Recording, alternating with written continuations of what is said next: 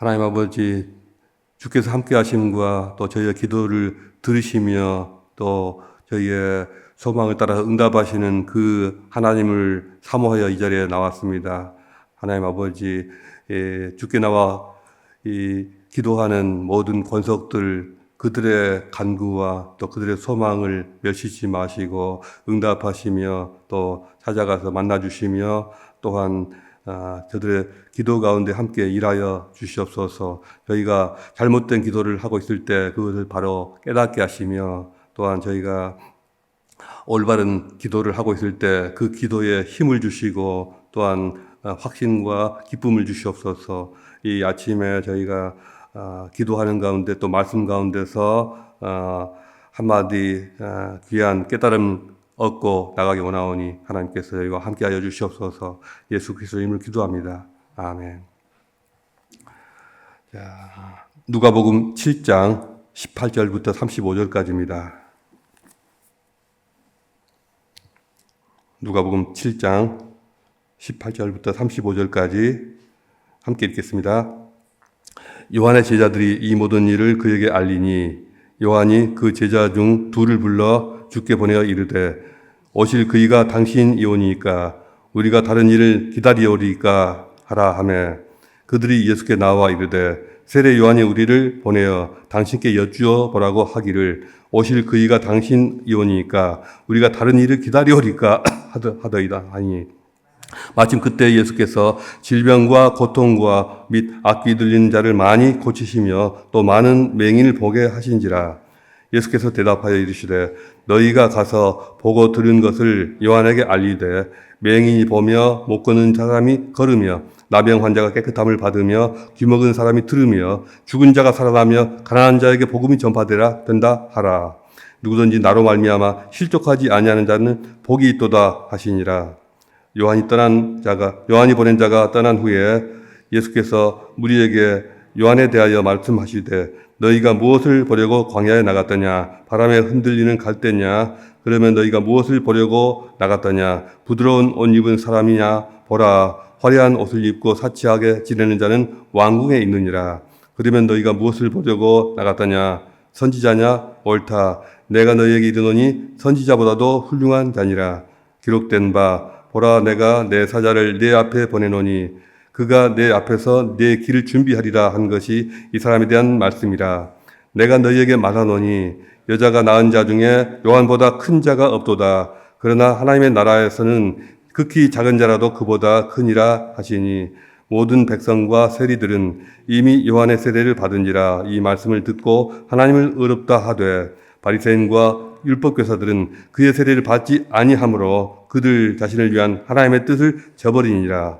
또 이르시되 이 세대의 사람들은 무엇으로 비유할까? 무엇과 같은가? 비유하건대 사람들이 장터에 앉아서 서로 불러 이르되 우리가 너희를 향하여 피리를 불어도 너희가 춤추지 않고 우리가 곡하여도 너희가 울지 아니하였다 함과 같도다. 세례 요한이 와서 떡도 먹지 아니하며 포도주도 마시지 아니하며 너희 말이 귀신이 들렸다 하더니 인자가 와서 먹고 마시매 너희 말이 보라 먹기를 탐하고 포도주를 즐기는 사람이요 세리와 죄인의 친구로다 하니 지혜는 자기의 모든 자녀로 인하여 옳다함을 얻느니라. 아멘. 오늘 나눌 말씀의 제목은 예수님을 오해한 사람들입니다. 누군가를 오해한다는 것은 단순히 무지해서 그런 것이 아니라 우리의 기대와 현실 사이의 괴리 때문에 비롯됩니다. 우리는 되게 자신이 보고 싶은 것만 보고 또 듣고 싶은 것만 듣는 그런 경향이 있습니다. 그리고 이런 태도가 우리 신앙에도 안 좋은 영향을 미칩니다. 예수님 시대의 사람들도 보고 싶은 것만 보고 듣고 싶은 것만 듣는 이런 태도로 인해서 예수님을 올바로 이해하지 못했습니다. 사람들은 자꾸 오해하니 예수님은 답답해 하십니다. 오늘 우리가 읽은 본문에는 그 시대 사람들이 예수님에 대해서 가지고 있었던 두 가지 종류의 오해가 나타납니다. 예수님을 미워한 사람들만 예수님을 오해한 것이 아니라 그를 사랑하고 함께하였던 사람들조차도 그를 오해하였습니다. 이들의 오해는 우리 신앙 속에서도 반복되고 있습니다. 오늘 우리는 그들의 오해를 통해서 우리 신앙을 점검해 볼 수 있었으면 좋겠습니다. 첫 번째로 불안과 두려움 때문에 생겨나는 오해가 있습니다. 누가 불안과 두려움 때문에 예수님을 오해하고 있을까요? 놀랍게도 세례 요한입니다. 세례 요한같이 담대한 하나님의 종이 어떻게 불안과 두려움이 있겠느냐 싶지만 그는 지금 실제로 불안해하고 있습니다. 지금까지 그는 예수님의 길을 예비하는 사역을 해왔지만 지금 감옥에 갇힌 신세가 되었습니다. 그래서 내일 당장이라도 목숨을 잃을 수가 있고요. 또 이제 자신의 역할이 다 끝났다는 것을 느끼고 있습니다. 그런데 지금까지 자신이 해온 모든 사역을 정당화해주고 또 완성해줄 수 있는 유일한 인물이 예수님인데 그 예수님이 자신이 생각했던 것과 너무나도 다른 것입니다. 세례 요한은 메시아의 사역에 대해서 일찍이 이런 예언을 한 적이 있습니다. 그는 손에 키를 들고 자기의 타작마당을 정하게 하사 알곡은 모아 곡간에 들이고 쭉정이는 꺼지지 않는 불에 태우시리라. 예수께서 하나님의 권능을 가지고 이 땅의 모든 악을 심판하실 것이고 또 세상의 공의를 회복하시리라 이렇게 기대했던 것입니다. 많은 선지자들이 했던 것과 같은 같은 기대를 했던 것입니다. 어쩌면 감옥에 갇혀있는 그 자신도 아마 예수님이 구원해 주시지 않을까 이런 일말의 기대도 있을 법합니다. 그런데 예수님의 사역이 자신이 기대했던 것과는 전혀 다르니 혼란을 느끼게 된 것입니다. 예수님은 감옥에 갇혀있는 이 세례 요한의 존재나 또 그의 기대 같은 것에는 전혀 관심이 없는 것처럼 보입니다. 그러니 세례 요한의 입장에서는 그가 정말 메시아가 맞는가? 악한 자들은 저렇게 권력을 휘두르고 있고 또 나는 감옥에 갇혀서 아무것도 할 수가 없으니 만약 그가 정말 메시아가 아니라면 지금까지 나의 사역이 전부 다 물거품이 되는 것은 아닌가? 내가 죽는 것은 두렵지 않다. 그러나 내가 지금까지 헛고생만 했다면 어떨 것인가? 이러한 두려움과 불안이 가장 크지 않았을까 생각이 됩니다. 이렇게 우리의 기대와 실제 현실이 충돌할 때 느끼는 이러한 심리적 불안과 두려움을 인지 부조화라고 합니다. 우리가 살고 있는 이 세상에는 그리고 우리의 삶에는 아직도 우리가 이해하지 못하고 또 설명하지도 못하고 그렇기에 무슨 일이 벌어질지 예측도 안 되고 또 통제할 수도 없는 그런 일들이 비일비재합니다. 그런 일들을 만날 때 우리는 혼란스럽고 인지 부조화를 느낍니다. 저는 15년쯤 전에 잠깐 한 3년 정도 필리핀에 머물면서 중국 선교를 위해서 뜨겁게 기도한 적이 있었습니다. 하루 이틀 기도한 것이 아니고 상당히 오랜 시간 동안 기도해 왔었고요. 나름대로 기도하면서 중국 선교에 대한 확신을 가지고 있었습니다. 안면이 있던 중국 선교사들에게 적지 않은 수천만 원의 돈을 보내기도 하고 또 직접 중국 현지에 수차례 방문하면서 나름대로 준비를 하였습니다. 그때는 제가 목회자가 아니고 평신도였으니 제가 하고 있는 이 교육 사업을 통해서 중국으로 진출하고 싶었습니다. 그래서 일단 서울에서 어학원을 그럴듯하게 만들어서 사업적 기반을 닦고 그것을 기초로 중국으로 진출하고 싶었습니다. 제 나름대로 그것이 제 인생에 두신 하나님의 방향이라고 믿고 거기에 모든 것을 다 몰빵해서 투자했습니다. 그런데 확신을 가지고 시작했던 그 사업이 자꾸 꼬이고 힘들어지면서 막대한 적자만 쌓여갔습니다. 투자한 건 다 털어먹고 아무리 용을 써도 상황이 호전되지 않으니 은행에서 융자를 얻고 제2금융권에서까지 빚을 얻어야 했습니다. 어떻게 이럴 수가 있을까? 내가 어떻게 기도하고 어떻게 준비한 일인데 어찌 하나님이 이러실 수가 있는가?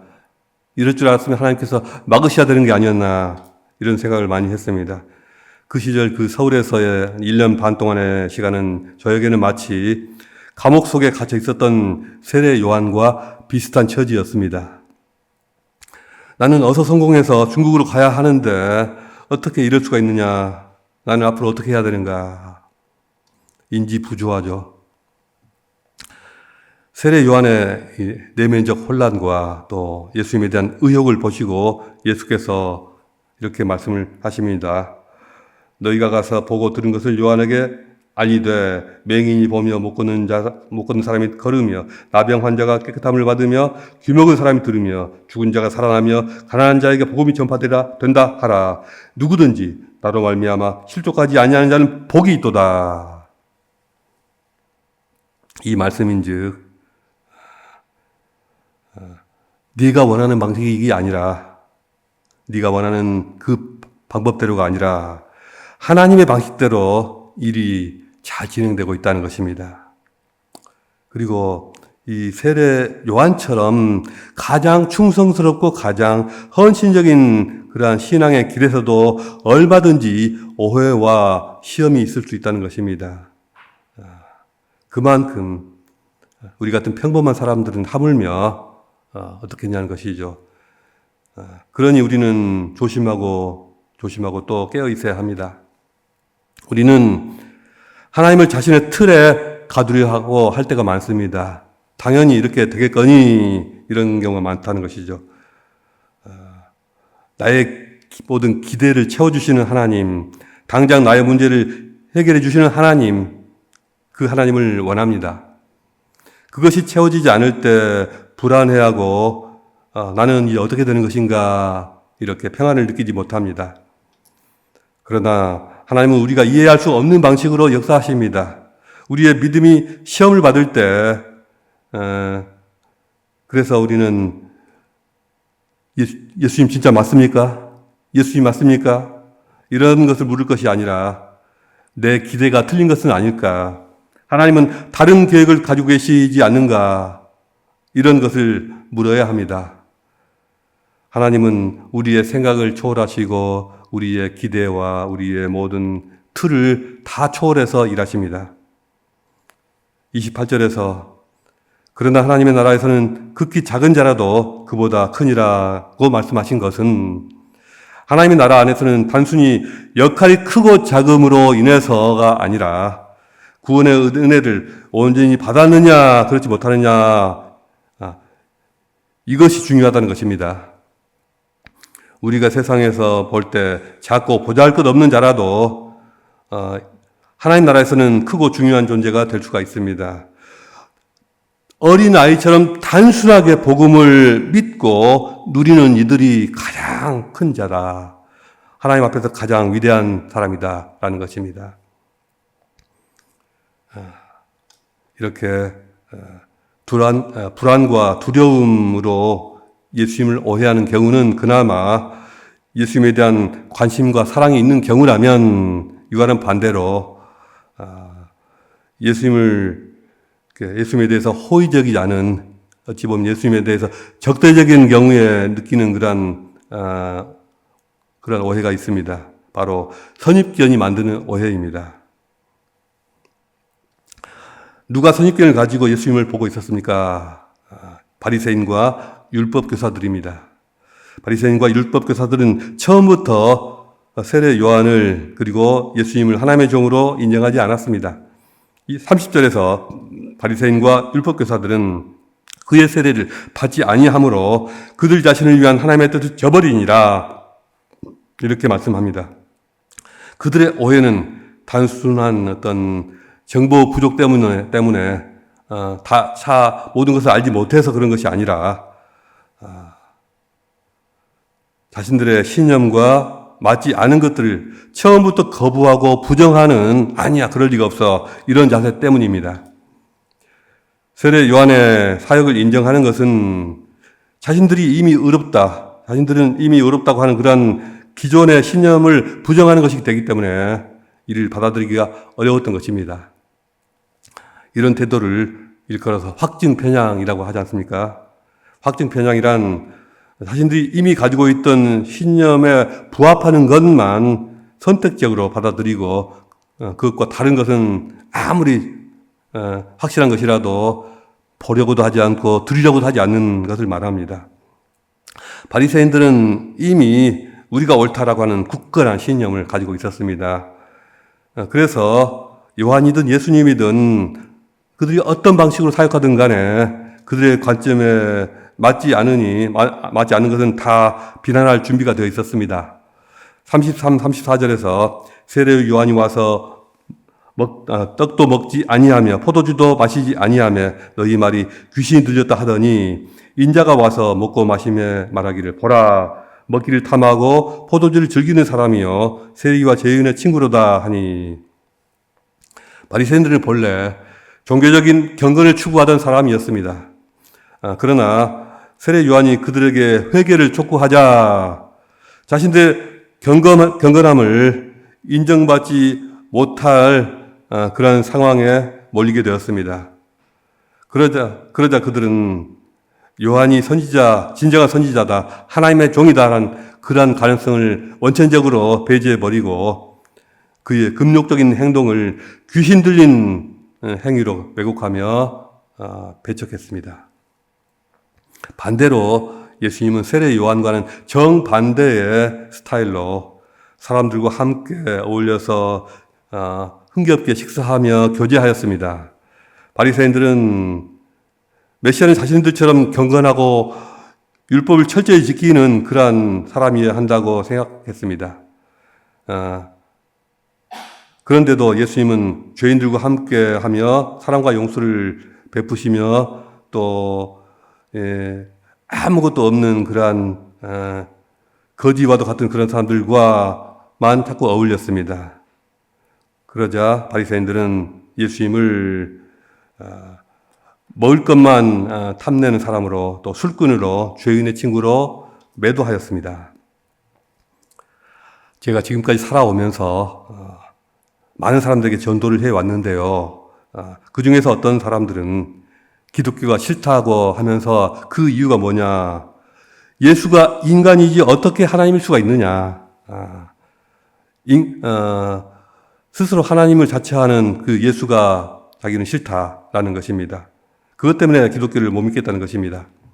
그런 사람들이 의외로 적지 않았습니다. 그 사람들의 생각도 이해 못할 바는 아니나 엄밀히 말하면 그 사람들도 자신의 신념에 부합하는 것만 선택적으로 받아들이는 확증 편향의 한 가지 예입니다. 단지 어떤 생각이 다르다 정도가 아니라 처음부터 싫은 것이고 마음에 들지 않는 것입니다. 그러니 무슨 말을 해주어도 그들은 받아들이지 않습니다.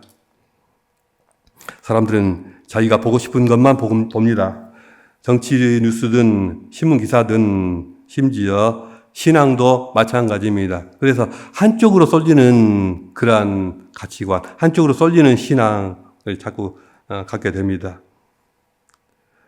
그들의 신앙마저도 객관적인 진리가 아니라 자신이 원하는 방식으로만 선택적으로 믿으려고 합니다.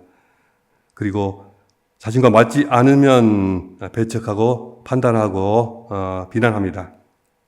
그러나 하나님은 우리의 고정된 생각, 고정된 어떤 기대, 우리의 고정된 틀 안에서 움직이는 법이 없으십니다.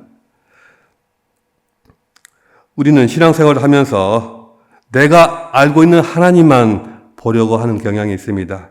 하지만 성경은 하나님이 늘 우리의 예상을 뛰어넘으신다고 말씀하십니다. 이사야서 55장 8절 9절은 말씀합니다. 이는 내 생각이 너희 생각과 다르며 내 길은 너희 길과 다름이니라. 여호와의 말씀이니라. 이는 하늘이 땅보다 높음같이 내 길은 너희 길보다 높으며 내 생각은 너희 생각보다 높음이니라. 우리는 예수님을 어떻게 보고 있습니까? 우리는 하나님을 어떤 분으로 이해하고 있습니까? 내가 원하고 기대하는 방식으로만 바라보고 있지 않습니까? 혹시 너무도 좁은 소견에 갇혀서 그것만 고집하면서 그 틀 안에 갇혀서 하나님께 기도하고 또 성경을 해석하고 있지는 않습니까? 자신의 좁은 소견만으로 하나님을 함부로 판단하고 또 다른 사람들도 함부로 판단하고 있지는 않습니까? 예수님은 그 당시 사람들의 기대와는 너무도 달랐습니다. 그러나 그것이 그가 메시아가 아니라는 그런 증거는 못 되었습니다. 저는 그런 생각을 할 때가 있습니다. 우리가 때가 되어 주님을 직접 대면하게 될 때 그분의 모습과 그분의 나라와 그분의 영광은 지금 우리가 생각하는 또 그려온 것과는 사뭇 다르지 않을까. 우리 생각 속의 예수가 아니라 진짜 예수님을 우리가 만나야 합니다. 우리가 그 진짜 예수님을 만나려면 성경 속에서 예수님께서 무엇을 가장 기뻐하시고 또 어떤 것 때문에 가장 아픔을 느끼시고 가장 슬퍼하시는가? 예수님은 어떤 사람을 인정하시고 사랑하시는가? 그러나 어떤 사람에 대해서 진노하시고 화를 내시고 답답해 하시는가?